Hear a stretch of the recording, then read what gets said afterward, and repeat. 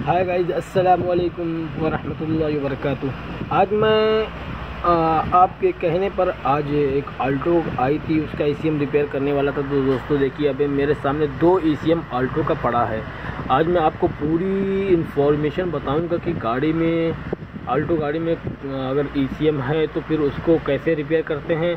अगर वो ख़राब हो गया है या फिर इंजेक्टर उसका वर्क नहीं कर रहा है, इंजेक्टर में करंट नहीं जा रहा है और गाड़ी हमारी स्टार्ट नहीं हो रही है, और अगर हम नया ईसीएम लगा रहे हैं तो उसमें प्रोग्रामिंग कैसे करते हैं, उसमें कोडिंग कैसे करते हैं, वो मैं आपको बहुत इजीली बताऊंगा। 2 मिनट के अंदर में आप जान सकते हैं गाड़ी के अंदर कैसे कोडिंग करते हैं, गाड़ी के अंदर कैसे प्रोग्रामिंग करते हैं, वो भी विदाउट स्कैनर के, विदाउट किसी ऑनलाइन सॉफ्टवेयर के। तो दोस्तों आप बने रहें और जुड़े रहें हमारे इस टेक्निकल वीडियो में और देखते रहें इस तरह की टेक्निकल वीडियो। दोस्तों हमारे इस हिंदी ऑटो इन्फॉर्मेशन को अब लाइक करो, शेयर करो, सब्सक्राइब करो।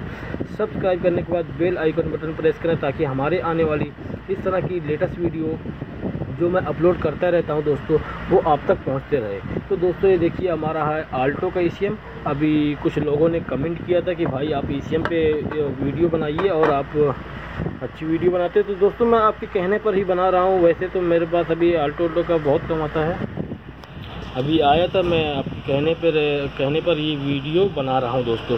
ये रहा आल्टो का, आप तो देखते ही पहचान गए होंगे। तो आपको बता दूंगा कि इसमें कौन सा मेन आईसी होता है, कौन सा इंजेक्टर को होता है, कौन सा कोडिंग को होता है, आप लोगों को बता दूंगा सब। फैन का कौन सा होता है, कौन सा सेंसर का सप्लाई देने वाला होता है। तो दोस्तों आप बने रहे और देखते रहे इस तरह की टेक्निकल वीडियो।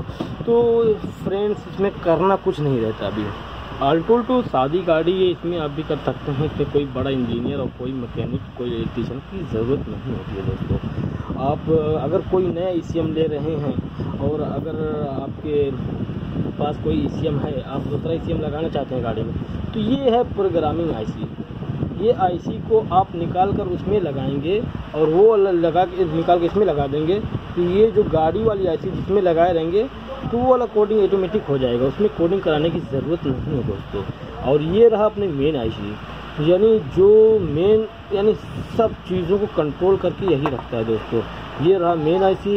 इसका काम जो है सब चीज़ों को बराबर सप्लाई देना, गाड़ी कब क्रैंक सेंसर कहाँ से वर्क करेगा और उसमें टेम्परेचर सेंसर कहाँ से वर्क, सब यही मेन आईसी काम रहता है फ्रेंड्स। और साथ साथ में ये देखिए इंजेक्टर आईसी है, ये भी इंजेक्टर आईसी, 3 इंजेक्टर रहता है। ये तीनों अपना इंजेक्टर आईसी है दोस्तों। आप लोगों ने कहा था कि आल्टो का बताइए, तो दोस्तों मेरे बताने में कुछ नहीं जाता। आप लोगों का अगर कुछ फ़ायदा हो जाता है तो आपकी वजह से मुझे भी सवाब मिलेगा, इसके लिए मैं आपकी हेल्प कर रहा हूँ दोस्तों। ये रहा इंजेक्टर आईसी। वैसे तो कोई ईसीएम में बताता ही नहीं दोस्तों, जो ईसीएम सीख लेता है वो किसी को नहीं बताता, वो अपने सिर्फ अहबाब को, अपने दोस्त यार को या तो फिर अपने रिश्तेदार को बताता है, अपने भाइयों को बताता है दोस्तों। और ये आईसी जो इसके बाजू में ये है फैन का है और क्या बोलते हैं सेंसर को सप्लाई ये देता है। और ये रहा इंजेक्टर। तो दोस्तों अगर आपको ये वीडियो अच्छी लगी हो तो लाइक करो, शेयर करो, सब्सक्राइब करो, बेल आइकन बटन प्रेस करो ताकि हमारे आने वाली लेटेस्ट वीडियो अब तक पहले पहुंचे। तो दोस्तों ये सब आईसी निकालने से पहले इसमें एक बात ध्यान में रखना है कि कौन सा नंबर, इसमें नंबर रहता है दोस्तों। अभी जूम करता हूँ, देखिए आप देखते रहिए। अभी कैमरे को मैं जूम कर रहा हूँ, इसमें देखो नंबर रहता है। ये निकालते समय नंबर का ख्याल बहुत ज़रूरी रखें कि नंबर किधर का है, कैसे है। ये सीधा और उल्टा होता है, यानी जिस पोजीशन में उसी पोजीशन में लगाना, नहीं तो फिर गाड़ी का पूरा प्रोग्राम करप्ट हो सकता है दोस्तों। ये बात ख्याल में ध्यान में रखिए।